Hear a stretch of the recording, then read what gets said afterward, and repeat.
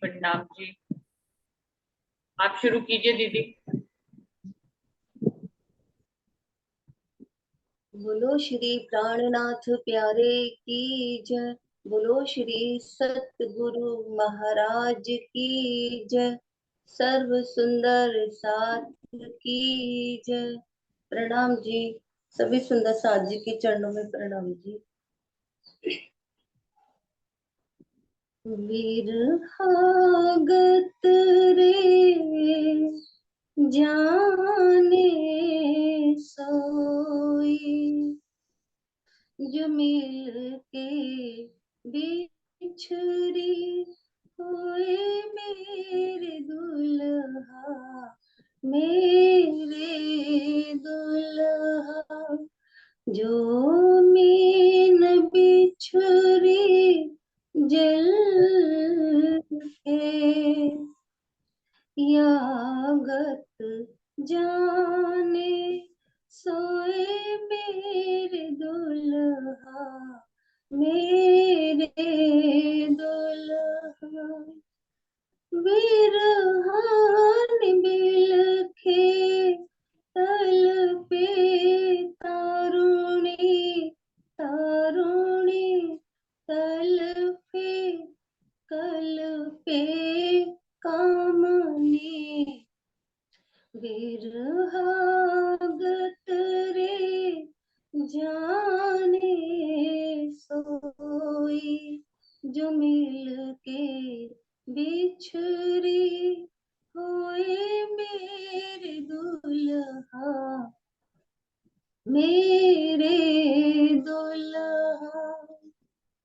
बिरहा न छूटे बल्लभा, जो पड़े विघन अनेक।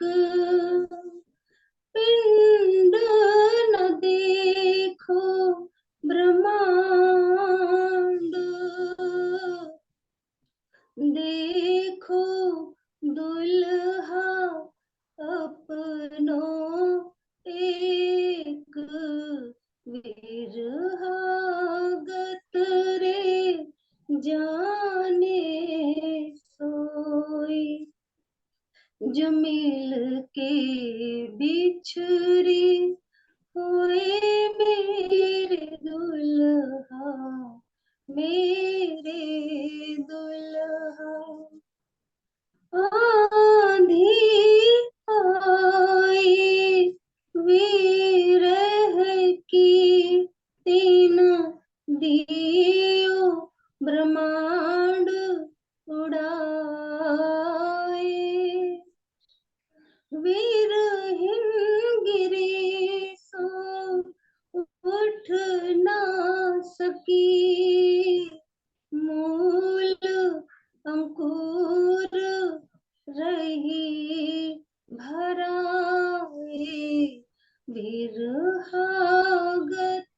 रे जाने सोई, जो मिल के बिछड़ी होए मेरे दुल्हा, मेरे दुल्हा।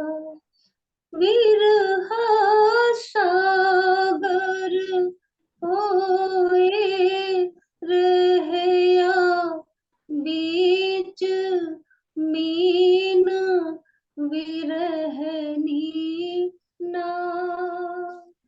दौड़त हो निस्वास,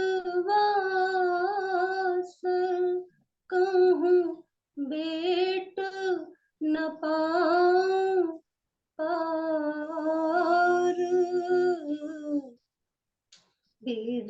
विरहागत रे जाने सोई, जो मिल के बिछुरी हुए मेरे दुल्हा, मेरे दुल्हा। जो मीन बिछरी जलते,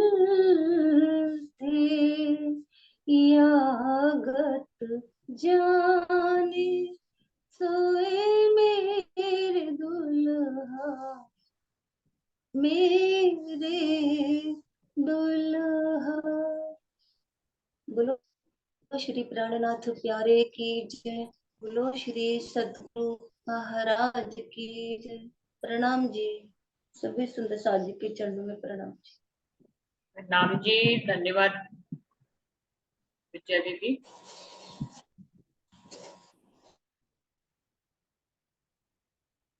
आप शुरू करो।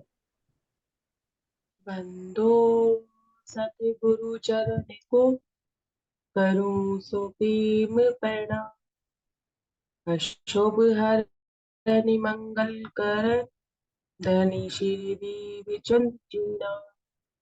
श्री प्राणीनाथ निज मूल पति श्री मेहराज सुना। तेज कुबर श्यामा युग पल पल करो प्रणाम। पिया जी को पल पल करो। बोले श्री प्राणनाथ प्यारी की जय। श्री सतगुरु महाराज की जय। श्री राम रतन महाराज जी की जय। प्रणाम सुंदर साथ जी, आप सबके श्री चरणों में मेरा कोटि कोटि प्रणाम। सुंदर साथ जी, हम बीतक पे थे। बीतक कहाँ पे थे कि हम महाराज जी अपना घर परिवार छोड़कर एक बार फिर से उनके हृदय में वैराग्य, बिल्कुल उनका मन उचाट रहता था। भले ही शिव जी और हनुमान जी ने उनके हृदय में बैठक ले ली थी, लेकिन महाराज जी कहते थे कि मैं कहीं ना कहीं मेरा हृदय जो वो हृदय मतलब खाली खाली रहता था। हम हृदय के लिए वो कुछ अलग ही वस्तु को पाना चाहते थे, वो अलग ही चीज से मिलना चाहते थे। कुछ अलग ही उनके हृदय में चलता रहता था कि वो अपने आप को कहीं भी संतुष्टि प्राप्त नहीं करते, ना घर में ना परिवार में। और ऐसा नहीं है सुंदर सा कि अपने हृदय से कृष्ण वो शिव जी और हनुमान जी को उन्होंने निकाल फेंका। उनके हृदय में विराजमानता थी।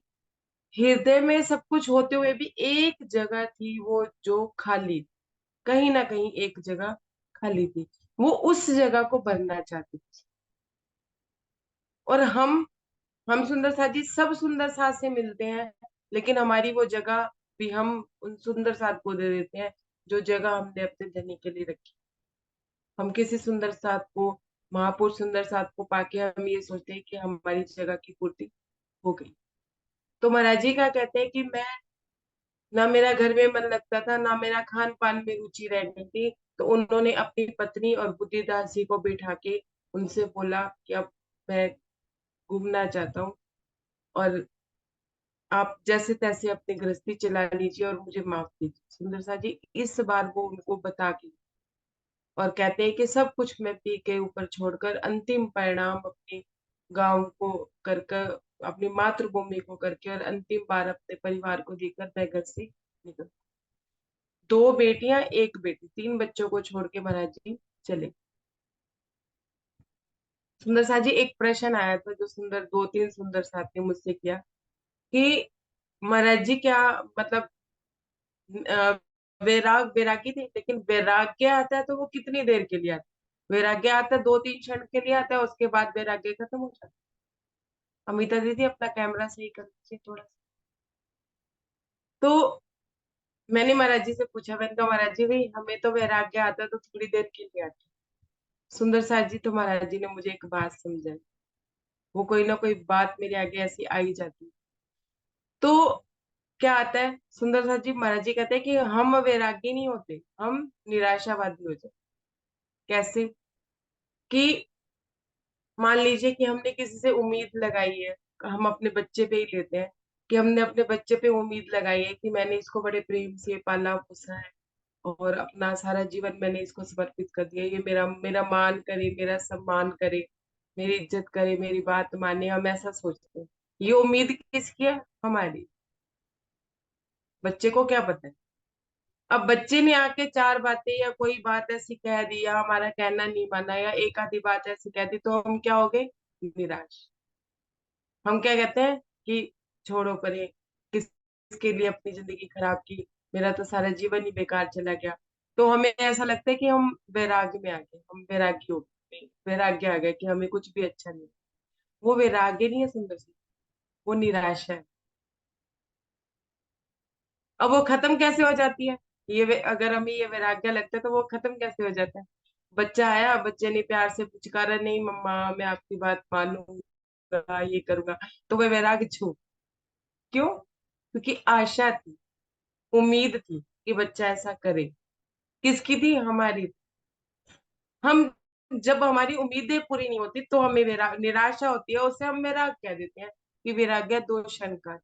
जो वैरागी होता है ना सुंदर सा जी, वैरागी का मतलब होता है कि उसे किसी से राग नहीं, किसी से राग नहीं। अब ये नहीं कि मतलब उसको संसार से राग नहीं, अपने बच्चों से राग नहीं, अपनी पत्नी से राग नहीं, अपने पति से राग नहीं, या अपने रिश्ते नातों से राग नहीं। हाँ, लेकिन जब वो धर्म में जाएगा तो उसको सब सुंदर सा से राग हो जाए। यहाँ गृहस्थी नहीं बसाएगा और वो वहां एक तरह की गृहस्थी बसा ले। नहीं, वैराग्य का मतलब जो मुझे महाराज जी ने समझाया सुंदर सा जी, मैं आप लोगों के आगे रखती हूँ। पता नहीं मेरी बुद्धि कितनी की है, जितनी भी महाराज जी ने समझाई है उतनी बात बताती हूँ। वैराग्य का मतलब ये होता है कि उस किसी भी वस्तु से राग नहीं जो आपको पतन की ओर धकेलती, मतलब नीचे के स्तर की बातें, माया की बातें आपको बताती हूँ। चाहे वो घर परिवार है, चाहे वो धर्म है, चाहे वो सुंदर सा। वैराग्य का मतलब ये है कि राग सिर्फ उसी से जो हमें राज्य की बात बताता हो, जो हमें धनी से मिल रहा, धनी की बात बताता हो, धनी के प्रति हृदय में प्रेम पैदा करता हो, मतलब उच्चतम अवस्था पे हमें ले जा सकता हो, हमारा स्तर बढ़ा सकता हो, स्तर घटा सकता हो। वो किसी से भी राग, चाहे वो फिर घर परिवार वाले हैं, चाहे कोई सुंदर सा। तो ये वैराग्य का मतलब है कि हम निराशावादी होते हैं, ना कि वैरागी। क्योंकि जिससे एक बार वैराग्य हो जाता है ना, तो महाराज जी कहते हैं वो ऐसी व्यवस्था होती है कि फिर जो रहनी होती है ना वो करनी नहीं पड़ती, वो रहनी अपने आप आ जाती, सिम्टम अपने आप आ जाती। सुंदर साथ जी, ये वैराग्य का मतलब कि वैराग्य अगर नहीं है तो नहीं है, अगर राग किसी से नहीं है तो नहीं है। सुंदर साथ जी, महाराज जी घर से निकलते हैं, वापस वो जगन्नाथपुरी के रास्ते से पहली परिक्रमा जो उन्होंने की हुई है उसी रास्ते पे वो चलते हैं। महाराज जी कहते हैं कि मेरे पहले बहुत अनुभव थे वहां पे। वहां पे उन्हें एक सेठ जी मिलते हैं जिनके साथ वो 8 दिन तक अम, सत्य की चर्चा करते हैं, परमात्मा की चर्चा करते हैं। वो सेठ भी उनसे बहुत प्रभावित होते हैं। फिर एक उनको अ, महंत मिलते हैं जो रहने वाले हैदराबाद के होते हैं और जाते हैं गुलबर्ग। गुलबर्ग में उन्होंने मुचंदा और संकट मोचन दो नदियों के संगम पे एक आश्रम बनाया होता है। अ, जो वो आश्रम को वो संभाल रहे होते हैं। कौन? महंत जी। महाराज जी कहते हैं कि उन महंत जी वो हमसे इतना प्रभावित हुए कि उन्होंने वो हमें अपने साथ ले गए। उन्होंने हमें एक नया वेश भी दिया और अपना स्थान का जितना भी कार्यभार था वो हम पे छोड़ दिया। और फिर क्या कह रहे हैं आगे कि कार्यभार सौंपा सब हमको, सभी व्यवस्था हम करते। पेज नंबर 100 सुंदर सा जी, 30, दूसरी दूसरी चौपाई ले रही हूँ मैं, तीसरी सॉरी। साधन योग मनन चिन्ह गीता का साथ साथ करते रहते। महाराज जी कहते हैं कि मेरे ऊपर उन्होंने अपना सारा कार्यभार छोड़ दिया और हम सारी व्यवस्था भी करते। और हम किसका मनन करते हैं सुंदर सा जी? साधना योग। क्या? गीता का मनन की। महाराज जी सारी व्यवस्था वहां की संभाला करते थे उस आश्रम की, लेकिन वो गीता का मनन भी किया करते थे। सिर्फ आध घंटे सोते हम, चित्त न में रहते अनुरक्त, इस प्रकार के दिन चर्चा में 2.5 साल का। सुंदर सा जी एक स्टोरी मैं सुना रही थी और सुंदर सा का अनुरोध था कि मैं उसे पूरा भी करूं। तो वो भी जिन सुंदर साथ के फोन आए उनको तो बता दी थी, लेकिन फिर भी मैं वो स्टोरी पूरी करना चाहती हूँ। सुंदर साथ जी, महाराज जी यहाँ कह रहे हैं कि मैं सारा दिन व्यवस्थाओं में लगा रहता था, सेवाओं में लगा रहता था, निस्वार्थ सेवा थी महाराज जी की। आगे हम पढ़ेंगे तो हमें पता चलेगा कि किस तरह की सेवा महाराज जी कर रहे थे और हम किस तरह की सेवा हम करते, हमारी सेवा कैसी है और महाराज जी की सेवा में क्या अंतर है, वो हमें महाराज जी बताएंगे। कि आधे घंटे वो सोया करते थे और बाकी समय वो गीता का मनन किया। बात ये चल रही थी कि हमारा सारा समय तो हम अपनी नौकरियों पे या अपने व्यवसाय में या अपने खाने कमाने में 8-2 घंटे अपने बिजनेस को दे देते हैं, तो हमारे पास इतना समय बचता ही नहीं है कि हम अ, राज्य में लग सकें या राज्य की वाणी पढ़ सकें या कुछ। तो महाराज जी क्या कहते हैं, मुझे उन्होंने एक स्टोरी मुझे बताई थी, जो हम बात कर रहे थे कि एक व्यक्ति अपने गुरु जी से मिलने जा रहा होता है तो रास्ते में क्या दिखता है कि एक पिता और पुत्र, पिता वृद्ध था, पुत्र जवान था, दोनों ही लगे हुए आवाज हैं तब पैर में कि वो तपती तो पैर में लगे हुए हैं कि वो इतना कुएं से पानी निकाल निकाल के खेतों में डाले जा रहे हैं, डाले जा रहे हैं, दोनों ही बेइंतहा थके हुए। तो उस व्यक्ति ने उन वृद्ध व्यक्ति को बुलाकर कहा कि आपको पता ही है कि आजकल विज्ञान ने इतनी तरक्की कर ली है कि कोई ना कोई और भी साधन होते हैं कुएं में पानी देने का, आप क्यों अपना शरीर और अपने पुत्र का शरीर ऐसे खराब कर रहे हैं, अपना समय भी खराब कर रहे हैं, थकावट भी हो रही है। तो सुंदर सा जी, वो वृद्ध व्यक्ति जो थे, जो पानी निकाल रहे थे, उस व्यक्ति से कहते हैं कि आप जरा चुप रहिए, मेरा बेटा अभी खाना लेके जाएगा तो इस बारे में हम तब बात करें। जब उनका बेटा खाना लेने चला जाता है तो उस वृद्ध व्यक्ति से जब वो बात करते हैं तो वृद्ध व्यक्ति क्या कहता है कि अगर मैं इसे अब इन कामों में ना लगाऊं तो जो बच मुझे भी पता है कि आज विज्ञान ने इतनी तरक्की कर ली है कि और भी साधन है पानी डालने के, सब कुछ है, लेकिन ये जो बाकी का जो समय होगा ना, ये कहाँ जाए। सुंदर सा अपने दोस्तों में जाएगा, जुआ खेलेगा या गलत संगत में पड़ जाएगा, तो मुझे तब भी इसके ऊपर ध्यान रखना पड़ेगा। इससे अच्छा ये जीवन के संघर्ष में चलेगा तो शायद कुछ सीखेगा कि धन भी आसानी से नहीं कमाया जाता, जब धन इतनी आसानी से नहीं कमाया जाता तो गंवाने में भी सोच विचार है। तो वो व्यक्ति जो अपने गुरु जी से मिलने जा रहे थे वो इसका चिंतन मनन करते जा रहे थे कि कितना मूर्ख इंसान है, फालतू में अपना समय भी वेस्ट कर रहा है और अपने शरीर को भी लगा। ऐसा सोचते सोचते जब अपने गुरु जी से मिलने गए तो उन्होंने गुरु जी के सामने इस प्रसंग को रखा। तो गुरु जी क्या कहते हैं, गुरु जी कहते हैं कि वो व्यक्ति मूर्ख नहीं था, वो व्यक्ति समझदार। कौन? वो वृद्ध व्यक्ति। तो जो व्यक्ति मिलने गया था, जो शिष्य था, मैं उन जो व्यक्ति मिलने गया था उसको मैं शिष्य का ही नाम देती हूँ, कि वो शिष्य जो था वो ये कहने लगा कि कैसे गुरुजी, कैसे, वो फालतू में ही धूप में लगा हुआ था। वो कहने लगे, गुरुजी उनके समझाने लगे कि देखिए हम दुनिया में देखते हैं, जो समय अपने व्यवसाय में बीत जाता है जी, उसके उसमें वो मनन किसका करते हैं, किसका मनन करते हैं, इतना कमा लूं, इतना धन ले लूं और यहाँ से इससे ज्यादा कैसे कमाऊं, बस यही चिंतन मनन चलता है, इसके अलावा कुछ नहीं चलता। अच्छा, उसके बाद भी मान ली नौकरी पे से घर आ गए तो कुछ काम घर पे ले आए, कुछ काम घर पे कैसे ले आए, दिमाग में सारी बातें नौकरी की घर पे ले आए, तो वो काम भी तो घर पे ही आ गया ना सुंदर से। तो विचार तो उसी का ही चल, मनन तो उसी का ही चल। तो क्या कहते हैं फिर, अगर नहीं भी लाए तो अपना समय कहाँ बिताए, आजकल के समय के हिसाब से बात करेंगे, फोन चला रहे हैं, टीवी चला रहे हैं, अगले दिन की यात्रा देख रहे हैं कि रात को हम 8 बजे सो गए, 10 बजे सो गए, सुबह 5 बजे उठना है, 5 बजे उठ के करना क्या है, 8 बजे तक फिर वही नौकरी पे जाने की अपनी दिनचर्या पूरी करनी है, कहीं भी मनन चिंतन है। तो वो वृद्ध व्यक्ति क्या कर रहे थे कि अपने बेटे को समय नहीं दे रहे थे कि वो गलत बात कुछ सोच, गलत संगत में पड़। अब वो उनको इतना व्यस्त रखना चाहते थे कि सुंदर सा जी ऐसे ही जो हम अपना समय व्यवसाय में बिता देते हैं, लेकिन उसका सुबह का और शाम के समय का क्या करते हैं जो हमारे पास बचता है? वो क्या पूरी तरह से 1 घंटा या 2 घंटे 24 घंटे में से क्या पूरी तरह हम धनी को दे पाते हैं कि जिसमें कोई विचार ना हो, कोई मनन ना हो, सिर्फ धनी ही धनी चले?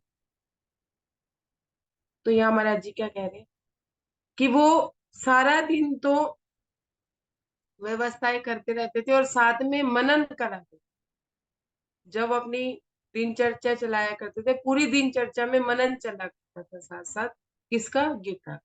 साधना, योग और मनन, गीता। तो एक रास्ता वो हमें दिखा रहे हैं कि हम कोई भी कार्य करें, लेकिन हमारा मनन हमारे हृदय में हमारे धनी का, हमारी वाणी का चलना चाहिए। कोई एक चौपाई भी अगर हमारे हृदय में लगातार चलती है तो भी काम बन जाए। ये बात महाराज जी क्या कह रहे हैं, आगे क्या कह रहे हैं? सिर्फ आध घंटे सोते हम, चित्त न में रहते अनुरक्त, इस प्रकार की दिनचर्या 2.5 साल का बीत। महाराज जी कहते हैं सिर्फ आधे घंटे के लिए सोते थे। सुंदर साथ जी, सोना मतलब महाराज जी लेट जाया करते थे। अब 24 घंटे में सिर्फ आधे घंटे महाराज जी सोते थे और बाकी समय, दिन के समय, वो सारी व्यवस्थाओं में लगे रहते थे, मनन चिंतन किया करते थे, अपनी साधनाओं को बढ़ाया करते थे। और हमारी दिनचर्या क्या है? 10 घंटे नौकरी में लगना है, 6 घंटे की नहीं, 8 घंटे की नींद चाहिए, उसके बाद घर का काम भी है, फिर उसके बाद अपना रूटीन वाइज का भी काम है, नहाना धोना, और कितना समय हमारे पास धनी का होता है। और जो समय हम धनी को देते हैं, उस समय में भी हमारे विचार, हमारी मनन हमें कहाँ लेके जाए, हमारे हृदय में जो विचार आते हैं वो हमें कहाँ लेके जाए। अब क्या कह रहे हैं? अपने काल बीच मंदिर, एक मिनट। इस प्रकार की दिनचर्या से 2.5 साल का बीता वक्त, महाराज जी कहते हैं कि 2.5 साल बीत गए। 2.5 साल तक महाराज जी ने उस आश्रम की सेवा की। अब आगे सुनिए। इस प्रकार की दिनचर्या में 2.5 साल का बीता वक्त, तीसरी बार बोल दी मैंने जो भाई। अपने काल बीच मंदिर में बद इंतजामी नष्ट हुई, साथ साथ बड़ी कुछ बड़ी आय भी, धन का दुरुपयोग। क्या कह रहे हैं महाराज जी कि इस 2.5 साल के काल में जो मैंने देखा, जो मैंने चिंतन मनन किया कि बद इंतजाम, कि वहां जो बद इंतजामी थी कि कहीं से कैसे आ रहा है, फिजूल खर्च हो रही है, महाराज जी कहते हैं वो नष्ट हो। क्यों? क्योंकि एक भी पैसा जो था वो कहीं फिजूल खर्च होता ही नहीं। साथ साथ कुछ बड़ी आय थी, धन का दुरुपयोग नहीं। इसी वजह से वहां पे कुछ आय भी बढ़ी, क्योंकि जो वो जो प्रेमी जन थे, जो देके जाते जाया करते थे, वो ये देखते थे कि धन का कहीं भी दुरुपयोग नहीं हो रहा है, उपयोग हो रहा है, तो वो अपने धन को वहां पे दिया करते थे। तो उस मंदिर में आय भी बढ़ी, उस आश्रम में आय भी बढ़ी, कि धन का कोई दुरुपयोग नहीं। आदर और सत्कार यथावत महात्माओं ने वहां पाया, धन वस्त्र बर्तन आदि जिसने मांगा उसको दिलवाया। सुंदर साथ जी, अब महाराज जी क्या कह रहे हैं कि वहां पे जो भी महात्मा या साधु संत आ जाया करते थे, जो भी आश्रम में आया करता था, उनको यथावत आदर और सम्मान सबको बराबर का दिया जाता था। और जो भी वहां पे महात्मा जी ने अगर मान लीजिए बर्तन मांगा, वस्त्र मांगे, या कोई भी चीज उन्होंने वहां पे आके मांगी, वो उनको यथावत वहां पे दिलवा दीजिए, दे दी जाए। मौका कभी शिकायत का आने ही नहीं दिया हमने, लिखवाया एक रोज विरासतनामा हमें महंत जी ने। अब सुनिए, अब सुनने वाली बात है। क्या कह रहे हैं कि हमने कभी महंत जी को मौका ही नहीं दिया शिकायत का। कैसे? एक एक रुपए का महाराज जी हिसाब रखा, एक एक पैसे का हिसाब हुआ करता था, जो वो मंदिर जी के सामने ला के रख दिया करते थे कि आज ये हुआ, आज इतना हुआ, आज इतना हुआ। और फिर क्या कहते हैं, एक दिन मंद जी के हृदय में ये बात आई। क्या बात आई? कि वो विरासतनामा मेरे नाम लिखना चाहते, उस आश्रम का कार्यभार मेरे पे छोड़ना चाहते। अब सुनिए। हम इस झंझट को अपने सर लेना नहीं चाहते। सुंदर साथ जी, पीछे हम कहीं रुके हो या ना रुके हो, कि बेलपात्र पे रुक जाएंगे, रिद्धि सिद्धियों पे रुक जाएंगे, यहाँ पे आके तो हम रुक ही जाएंगे। मुझे ऐसा कि किसी आश्रम का कार्यभार मिल रहा है, अच्छे से सुबह शाम सेवादार भी सेवा कर रहे हैं, ना खाने कमाने की चिंता है, ना बनाने बनाने की चिंता है। अपनी साधना, हम ये सोचते हैं कि हम अपने साधना में आसानी से लग जाएंगे, शायद हम यहाँ पे आके हम रुक जाए।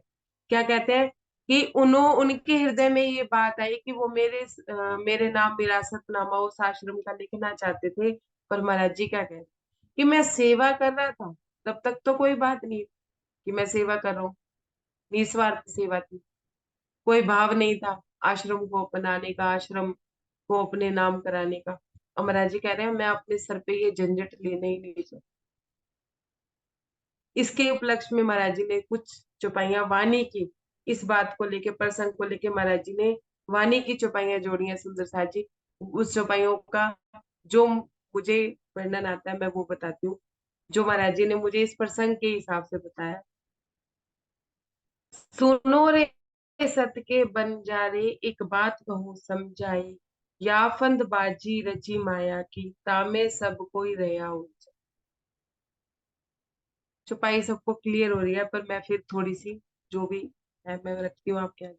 क्या कह रहे हैं कि सुनो रे सत के बंजारे, जो सत के बंजारे, जो वाकई में ही सत चित आनंद मतलब राज्य को पाना चाहते हैं, ये उनके लिए ये बात है। जिनका लक्ष्य माया है उनके लिए ये बात नहीं है। ये बात उनके लिए है जो सत्य के बंजारे हैं, जो वाक्य में ही राज्य को पाना चाहते हैं। एक बात कहूँ समझाए, इंद्रावती जी कह, महाराज जी ने ये चुपाइयां रखी अपनी वितक में, लेकिन ये चुपाइयां हमारी वाणी की क्या कहती है। रतनबाई भी यही समझा रही है और इंद्रावती जी भी यही समझा रही है, क्योंकि दोनों अलग अलग है ही नहीं, एक ही है।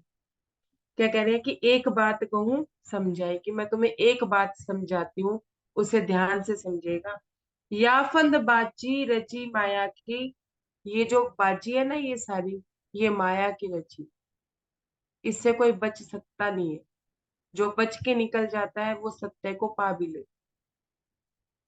तामे सब कोई रेहा उड़ जाए, बड़े से बड़ा साधक हो, बड़े से बड़ा महात्मा हो, बड़े से बड़ा संत हो, कुछ भी हो, कितना भी उसने लक्ष्य को साध रखा हो, लेकिन वो कहीं ना कहीं इसमें फंस जाता है। क्यों? क्योंकि इसमें सब कोई उलझा है, मतलब कोई ना कोई उलझा ही जाता है। ये उलझाहट है, उलझने हैं जिसमें हम फंस जाते, कहीं ना कहीं फंस, मतलब ये माया की रची हुई बाजी है जिसमें हम उलझ जाते। लोक लाज मर्यादा छोड़ी, तब ज्ञान की पदवी पाई। मान सम्मान को छोड़ के ही हम इस ज्ञान को पा सकते हैं। किस ज्ञान को? जो हमें धनी तक पहुंचाता है। और जब धनी तक पहुंचने का हमें रास्ता मिल गया है, फिर हम क्या करते हैं सुंदर सा जी, लोक लाज मर्यादा छोड़ी, कि हमें सब कुछ ही छोड़ना पड़ता है, अपने शरीर का भी मान सम्मान। जब हम ये सब छोड़ देते हैं कि हमें कोई अपमान करे कोई मान करे, हमें किसी से कुछ लेना देना नहीं है, हमें तो सिर्फ धनी चाहिए, हमें सिर्फ धनी से मतलब है और किसी से नहीं। तो उसके बाद महाराज जी कहते हैं तब भी हम अपने हृदय में ज्ञान की पदवी तो पा लेते हैं, अपने हृदय में, कि हमें इतना ज्ञान हो गया है, हमें राज्य से कैसे मिलना है, हमें रास्ता मिल गया है। लेकिन फिर क्या कहते हैं, एक आग जो छोटी बुझाई तो दूजी मोटी लग। ज्ञान तो पा लिया, लेकिन एक आग घर गृहस्थी में मान सम्मान नहीं चाहिए, वो चल गया, लेकिन दूजी आग लगा ली कि मंदिर आश्रम में मान सम्मान चाहिए, सुंदर सा से मान सम्मान। यहाँ ये भी कह सकते हैं कि महाराज जी अपनी गृहस्थी छोड़ के आए थे, क्योंकि वो एक परमात्मा को पाना चाहते थे, कोई अलग की वस्तु को पाना चाहते थे। यहाँ आके वो आश्रम में रह लेते, आश्रम को संभाल लेते, अपने नाम करवा लेते, तो बात तो फिर वही हो जाती। फिर घर परिवार को छोड़ के आने की क्या जरूरत, अगर आश्रम में ही अपने नाम करवा लेते। पर महाराज जी यहाँ बिल्कुल नहीं हटे। सुंदर सा क्या कह रहे हैं, कोट सेवक करो नाम निकालो, इश्क चलाओ बढ़ाओ। क्या कह रहे हैं, किसी भी इष्ट के वो सेवक बन जाते और उनके नाम का गुणगान कर। ध्यान से समझिएगा कि किसी भी इष्ट के वो सेवक बन जाते, ठीक है, उस मंदिर में रहते, उस आश्रम में रहते और उनके नाम का गुणगान किए जाते, तो क्या हो जाता, सेवा कराओ सतगुरु कहलाओ पर अलख ना देवे। क्या होता, सब उनके गुणगानों को सुन के उनके सेवक बन जाते, क्या कहते हैं, सेवा कराओ, सेवा कराते और हम उनके सतगुरु बन के बैठ जाते, पर अलख ना देवे। पर जो अलख मैं पाना चाहता था वो दिखाई ना दे, वो अलग हमें मिलती ना अगर मैं वहां रह जाती। सुंदर साथ जी, अब हमें देख लीजिए, कोट सेवक करो नाम निकालो, इष्ट चलाओ बढ़ाई, सेवा कराओ सतगुरु कहलाओ पर अलग न देवे। अब देखिए, जिन जिन गुरुजनों को हम सदगुरु मानते हैं, या जिस तरह हमें वो कहाँ तक की यात्रा हमारी करवाते हैं, जहां तक जिसने करी होगी वो वहीं तक ही तो यात्रा कराएगा ना, उसके आगे की कैसे कराए। अब छोड़ो रे मान गुमान को, यही खार बड़ी भाई, एक डारो दूजे भी डारो, जलाए दो चतुर। क्या कहते हैं, ये जो मान गुमान की खार है ना, ये बहुत बड़ी है। जब तुमने घर परिवार की डाल दी ना, तो ये धर्म की भी डाल दी।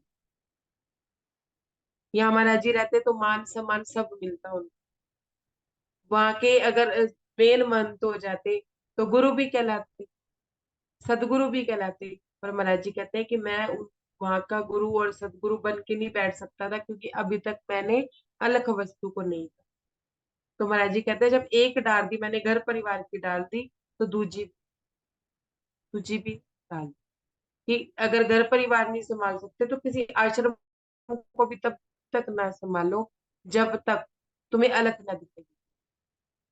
एक जलाओ दूजी भी डाल, एक डाली दूजी भी डालो, जलाए दो चतुराई। ये चतुराई ना दिखाओ कि हाँ भी हमने घर परिवार छोड़ दिया, हम परमात्मा को पाना चाहते हैं, और हमने परमात्मा को पा लिया इसलिए हम आश्रम चलाना चाहते हैं। ये चतुराई है। महाराज जी से चतुराई बताए, क्योंकि दुनिया वाले तो यही सोचेंगे, रहनी देख के, वेशभूषा देख के, ज्ञान को देख के, है, ऊंची ऊंची बातों को देख के। लेकिन पर वो वस्तु मिली तो नहीं है ना, कि जब तक मिली नहीं है तब तक तुम आश्रम नहीं संभाल सकते। मतलब अपने आप से ही महाराज जी ने अपने आप को ये छुपाइया। उस समय महाराज जी ने जब वाणी पढ़ी होगी तो उनकी रहनी कैसी रही होगी सुंदर साथ जी। महाराज जी की रहनी ऐसी है कि जब उन्हें वाणी मिली नहीं है, लेकिन जब उन्होंने ये बीतक लिखवाई है तब तक वो वाणी पढ़ चुके हैं। तो वाणी में जब उन्होंने ये छुपाइयां पढ़ी होगी तो उनको अपने पे कितना वो हुआ होगा कि महाराज जी ने मुझे कैसी रहनी चिलवाई क्यों, क्योंकि वो अलग वस्तु को पाने के लिए उन्होंने आश्रम का भी त्याग कर। क्या कह रहे हैं, ये चतुराई ना दिखाओ, ये भी चतुराई है कि घर परिवार के चार सदस्य हैं तो हमारे लिए दुश्मन है, लेकिन धर्म में चार सुंदर साथ जो हमें धन की सेवा करते हैं या हमारे तन की सेवा करते हैं, या जो जिनसे हमें काम पड़ता है वो हमारे सब नहीं। ये चतुर है। परमहंस जी गादी पर हमको बिठलाना चाहते। महाराज जी कहते हैं कि वो परमहंस जो थे, महंत जी थे, वो मुझे गादी पे बिठाना चाहते और मैं बैठना नहीं चाहता था। आगे देखिए महाराज जी कैसे उनसे छूटे। Page number 101। अब महाराज जी जब हनुमान जी के दर्शन हुए थे ना, तब अपने आप को फंसा हुआ महसूस कर, कि मैं जिधर जा रहा हूँ उधर ही मुझे दिखे जा रहे हैं, कि इन्होंने तो एक रात बितानी भी दुख मुश्किल कर दिया है। क्या कहते हैं, झंडूदत्त तुम्हें तो जंजालों ने घेर ली। हनुमान जी भी जंजाल लग रहे थे, अब यहाँ पे ये आश्रम भी इन्हें जंजाल लग रहा है। अब देखिए पेज नंबर 101। उमर हजूरी पहुंचे लेकर कागज के संग अपने को, हाकिम के सन्मुख जा करके रजिस्ट्री करवानी। अब वो महंत जी ने क्या किया, महाराज जी को पता ना चलता कभी कि वो महंत जी ऐसा सोच रहे हैं। क्या कहते हैं कि उमर हजूरी, वहां पे पास में गांव था जहाँ पे वो वसीयतनामा लिखा जाता है। क्या कागज लेके हमें हाकिम के सन्मुख, मतलब वो जो न्यायाधीश था उसके सामने, मतलब जो कागज वगैरह करते हैं, हम वकील कहते हैं तो ये हाकिम कह रहे हैं, कि उनके सन्मुख लेके जा पहुंचे और रजिस्ट्री करवाने के लिए वो तैयार हो। देव योग से उस दिन छुट्टी थी, सुनवाई नहीं हुई, लौट आए हम वापस यूं ही त्यों ही बात रही। महाराज जी कहते हैं कि मुझे पता ना चलता कि मंत जी के हृदय में क्या चल रहा है, लेकिन वो उस दिन मुझे कागजों सहित रजिस्ट्री मेरे नाम करवाने के लिए मुझे हा- अ, उमर हजूरी ले गए और वहां हाकिम के सन्मुख मुझे ले जाके खड़ा किया। लेकिन क्या था वहां पे? देव योग। महाराज जी कहते हैं ये देवताओं का योग था। मतलब कोई छुट्टी होगी किसी किसी देवता को लेके, या कोई धर्म की, मतलब कोई भी सरकारी छुट्टी होगी तो वहां कह रहे हैं कि छुट्टी हुई। लेकिन क्या कह रहे हैं? देव योग से हुई। कि ये देवताओं के योग से, मतलब मेरे राजीव मुझे नहीं चाहते थे कि मैं ऐसा कर, मतलब इस आश्रम को संभालूं। मैंने उनका संकेत ही समझा,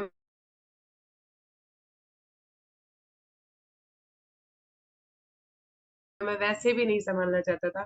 तो कैसे के वैसे लौटाए जैसे हम गए, कि एंट्री भी नहीं हुई उन कागजों की कि हाँ भी अगले दिन सुनवाई हुई, क्योंकि छुट्टी थी। धन्यवाद भेजा परमात्मा, परमात्मा को हम बड़े प्रसन्न हुए, चाह रहे थे जो देना हमको प्रातः वापस सौंप दी। क्या कह रहे हैं? मैंने धन्यवाद भेजा उस परमात्मा। सुंदर सा जी हम होते हैं ना, मैं अपनी भी बात करती हूँ, कि कोई हमें इतना बड़ा आश्रम दे रहा होता और हम इसका कार्यभार संभालने के लिए दे रहा होता, तो हम क्या कहते हैं? हाँ अच्छा है। ना मिलने पे हम परेशान होते, धन्यवाद ना करते परमात्मा को, और चार बातें और कहते क्यों नहीं दिया, कि किस लिए नहीं मिला। लेकिन महाराज जी क्या कह रहे हैं? मैंने धन्यवाद भेजा उस परमात्मा को, मैं हृदय से बड़ा प्रसन्न था कि वो मुझे जो दे रहे थे ना चाहना, मतलब जो मुझे देना चाह रहे थे, वो जो मुझे आश्रम का वो कार्यभार जो देना चाह रहे थे, महाराज जी कहते हैं मैंने उनको वापस सौंप दिया। प्रातः ही अगले दिन, प्रातः जिस पहले दिन तो वो आ गए, रात को चिंतन मनन करते रहे, महाराज जी कहते हैं अगले दिन ही मैंने उनको सौंप दिया। मैंने अगले दिन का उन्हें मौका ही नहीं दिया कि मुझे फिर हाकिम के पास लेके जाओ। मैंने फैसला ले लिया। क्या कह रहे हैं? रख कर सब ही कुछ आगे, कर प्रणाम छुट्टी मांगी, कुछ मत पूछो मंत जी ने किस प्रकार मंजूरी। नुसा जी, यहाँ एक गहरी बात जो आती है, वो जो महाराज जी समझाना चाहते हैं कि चुनाव हमारा होता है हर चीज, हम चुनते हैं। हम अपने आप को बंधनों में महसूस करते हैं, बंधन कोई है नहीं। हम ये नहीं करेंगे, घर गृहस्थी में है तो हमें ये तो करना ही पड़ेगा, खाना तो बनाना ही पड़ेगा, ये तो करना ही पड़ेगा, नहीं। पड़ेगा ये शब्द है ना, पड़ेगा ये शब्द बड़ा भारी है। देखिए, उसकी मृत्यु हो गई, उसके धाम गमन पे तो जाने ही पड़े, उनकी 13वीं में तो जाने ही पड़ेगा। अच्छा, बच्चे की बर्थडे पार्टी है, वहां तो जाना ही पड़ेगा, भाई अपने ही रिश्तेदार है। किसी की शादी है, वहां तो जाना ही पड़ेगा। महाराज जी कहते हैं ये चुनाव हमारा अपना होता है कि हम क्या चुने। अब 2.5 साल से महाराज जी वहां पे रह रहे थे, मंद जी से वो छुट्टी मांग रहे हैं। महाराज जी ये भी तो कह सकते हैं मैं 2.5 साल से यहाँ पे रह रहा था, अब तो मुझे कुछ दिन तो और रहना ही पड़ेगा, कि मंत जी जो कार्यभार मैं संभाल रहा था वो उसको संभालने के लिए किसी और को दे। जब जब तक कोई सक्षम व्यक्ति नहीं आ जाता, तब तक तो मुझे ये करना ही पड़ेगा। सोच सकते थे ना महाराज जी भी ये, पर महाराज जी क्या कह रहे हैं? अगले दिन प्रातः ही उठ के चल दी। सुंदर सा जी, चुनाव हमारा होता है। और सामने वाला भी किसे दबाता है? ध्यान से सुनिएगा, सामने वाला भी किसे दबाता है? जिसकी शक्ल पे लिखा होता है कि ये दब जाएगा, या पहले हम दबे हुए होते हैं। जब हम अपने आप को बंधनों में महसूस करते हैं ना, तभी सामने वाला भी दबाता है, सामने वाला भी प्रेशर डालता है।